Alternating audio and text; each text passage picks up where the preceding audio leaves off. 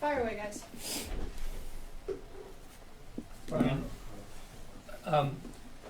I can remember a play a couple of years ago in Frankfurt where I think you ended up scoring the touchdown on the fumble return. This year the team doesn't have a non-offensive touchdown. I'm just wondering how much juice can a team get from a play like that, and what does it take to come up with a play like that? I mean, if you go back and look at that play, I mean, it takes everything.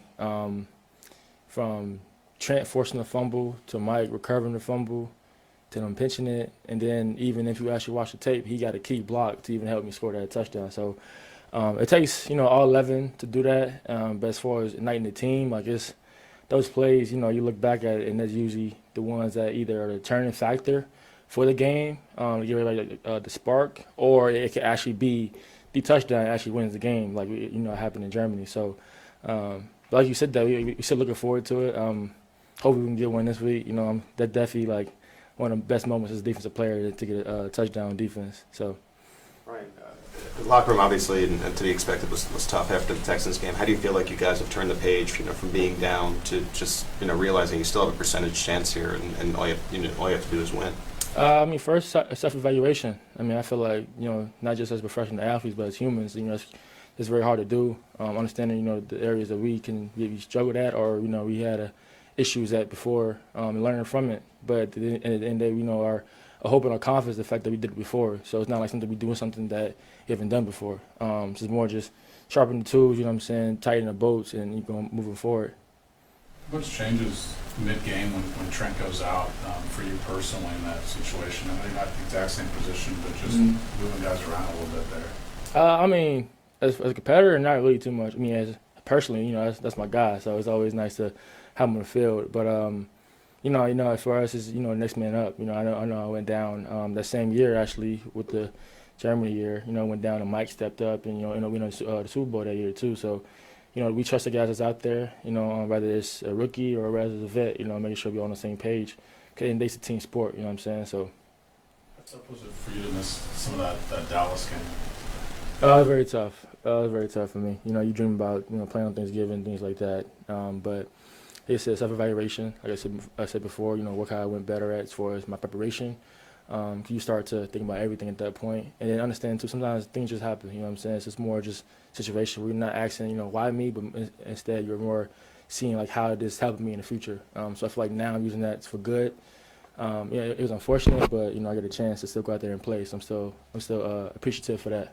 How have you seen Jaden Hicks grow this year? I know maybe it's been a little bit slower development than maybe he would have wanted, but what are some of the signs that you see him maybe progressing in the future? I think maturity. We applying pressure to him a little bit more knowledge of the game, more knowledge of ball, as far as the defense, that aspect too. And it's just being mature and falling into the brotherhood. A lot of guys come from different places, different walks of life. As a rookie, you're usually trying to figure everything out. But I feel like now, he's kind of embodied into what we have built here from our rookie year. That's the kind of thing that we're trying to keep going. Camaraderie, especially the defensive back, is definitely big, you know what I'm saying? Because when the Bulls are flying, it's kind of a lot goes on the defensive side as far as, making sure everybody get the right checks and in the right position. But for him, I'm proud of him, happy that he's, moving forward. He had some struggles, but at the end of the day, I feel like, it's all a learning path for him, and I'm excited just seeing how he's handling it, it gives me a lot of happiness for him, you know what I'm saying? So. You mentioned, all the things that had to happen for that play a couple of years ago to score a touchdown. Mm-hmm. Seems like every time there's something that could happen good this year, it just bounces the wrong way. It's just kind of like that. Yeah. Do you guess getting that feeling during the games? What's that like, kind of the emotional side of it? I understand too. Any given Sunday, we get paid just like the other team get paid. You look back last year when everybody was doubting us, so they took away our wins. We was winning about 1 point here, 1 point there. This year maybe a little different, but that's okay. Sometimes in life you get punched in the mouth, but the true, how can I word this? The true measurement of who you are as a person is when you get knocked down. You know what I'm saying? How you stand back up, and how you kind of not resurrect yourself, but kind of redeem yourself in that matter. Stuff like now we kind of redeem ourselves. We've been on the top for so long. Now people are kind of counting us out, and it's kind of fun to be on this side of it. And you mentioned the brotherhood with the defensive backs and all that. You guys are pretty tight, like off the field too. Is that is that even more important now when things aren't going well to kind of still do things and all that? Yeah, for sure. Like I said, it probably went the way we wanted it to do, but seeing how we're responding, I don't think too many teams in the NFL can respond the way we're responding. You see people kind of crumble. Whether that be in team, whether that be you as an individual. When you get hit with adversity in life, like how do you respond is more of a testament to who you are as a person. So I feel like the grit that we have as a team is really showing. Obviously with the media, you guys have your own perspective, but internally, I'm very happy and pleased with what I'm seeing internally. Maybe it didn't come to fruition just yet, but it's a lot of good things that's happening behind closed doors. Last one's out. How big of a loss was Chris Roland Wallace? Yeah, it was big.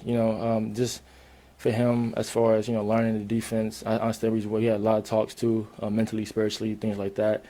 But like I said before, everybody's journey is different. So maybe he had to go through that. I had an injury my second year as well that set me out.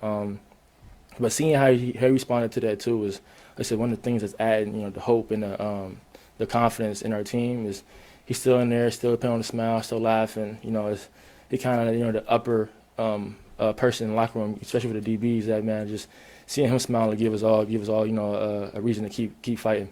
Thanks, Brian. Yep. Thanks, Brian.